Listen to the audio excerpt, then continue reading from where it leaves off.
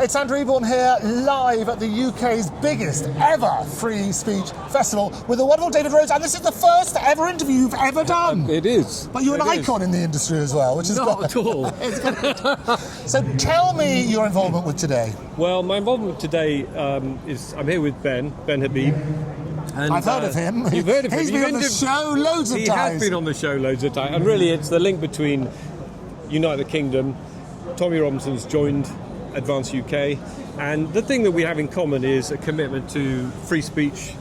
You know, without the free speech, we can't make any progress, right? Once that is gone, once we're all living in fear, a spiral of silence, we're frightened to speak out. And Tommy, I guess, has been the person who was supposed to be made an example to us all, but actually, when we see the crowd turn up today, we'll realise it hasn't really worked, and people haven't been silenced. So, and Advance UK, wants a number of things: a nation state with borders, freedom to think, freedom to speak, equality under the equality under the law. We've lost that.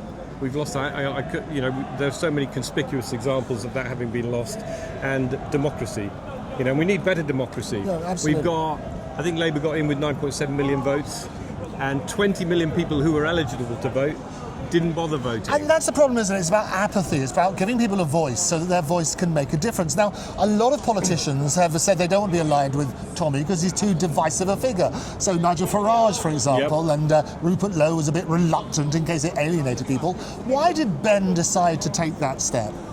I think you've got to look behind. I think Ben has looked behind the rhetoric, and so if you've met Tommy and you spend time with Tommy, but if you look behind the rhetoric, which says, oh, he's this thug from Luton, if you look behind it and look at what he's done for the last 15 years and the message he's been putting out and the warning, you could say that he is a watchman, really, a watchman for the nation, in that he has warned us of some of the challenges, fundamentalist Islam, the grooming gangs. He's been speaking about them for 15 years, and I would say probably only in the last 18 months we've got a whole load of politicians now who have suddenly found the courage, once it's no longer dangerous, to speak out about these things. Not all of them, but some of them have found the courage, and they're presenting it as if they're the champions of freedom and champions of the nation, but actually I would say, and I think Ben would probably recognise it, that Tommy's been at this for 15 years,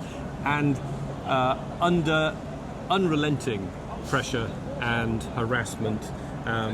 You look at the legal history, and it's very easy. I won't mention any names, but there are lots of high-profile people who would simply say, "Oh, Tommy Robinson this, Tommy Wright." I think he's got a history of violence against women. None of that is true. And if you look at the judgment in 2018. He was put in prison, taken off the streets for reporting on grooming gangs. He was put in prison, and on appeal, the judge said the first judge had followed a completely flawed process. Of course, no one reports on that. No one reports on the British citizen being put in prison for, I think it was 7 weeks, and then realising they hadn't followed any due process. And if you look at the one from 2023, where he was arrested at the pro-Israel march, and he was handcuffed, then pepper sprayed, and when it finally got and banned from London for six months while all the Hamas marches were going on.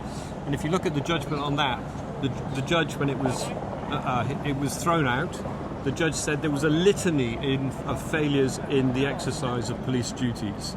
Yeah, but that's not where you're supposed to be. You're supposed to be. And I won't say anything about the Avenue. Jamal Hijazi, Tommy Robinson case, other than to say, if you read that judgment, it's a shocker. But the judge basically said all the people who turned up, all the children who turned up to give testimony for Tommy, weren't telling the truth. If you read that judgment, it's quite shocking. And the really sad thing, isn't it, is a lot of people approach the message with looking at the messenger and their prejudices about that person who's got that messenger.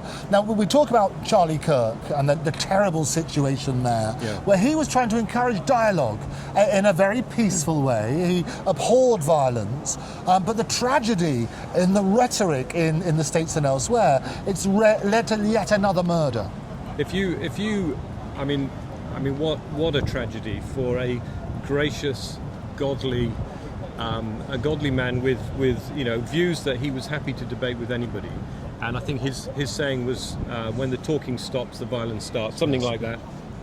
I think there are almost no words to describe the horror of that. And I think we have to we have to mirror really how he lived, which is, he was willing to talk to anybody, reason with anybody, in a patient, gracious way, and that's an example to us all. And I think that's right. I mean, this is a free speech celebration. That's what it's supposed to be. Yeah. What I find strange is that there would be an anti-march against this. It's extraordinary. If that's the way, it's not supposed to be divided by right and left or any other political persuasion. It's got to be free speech is right for everybody, isn't it?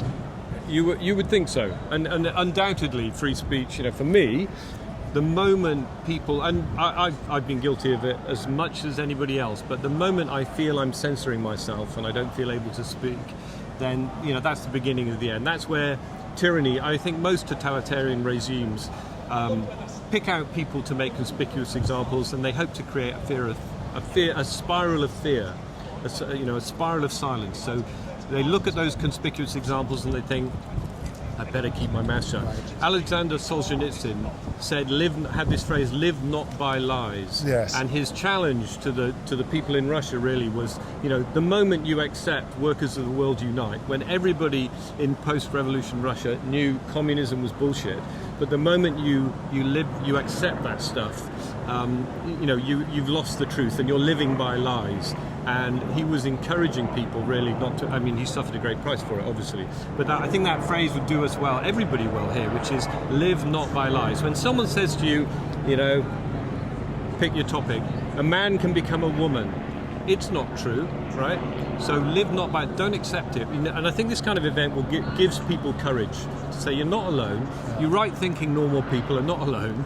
So don't be afraid to speak your mind and speak and say what you believe. Absolutely, and question everything. And question everything. It's got to be right. David, a real pleasure to see you, as always. Pleasure to see you. Take care. Thank you very much.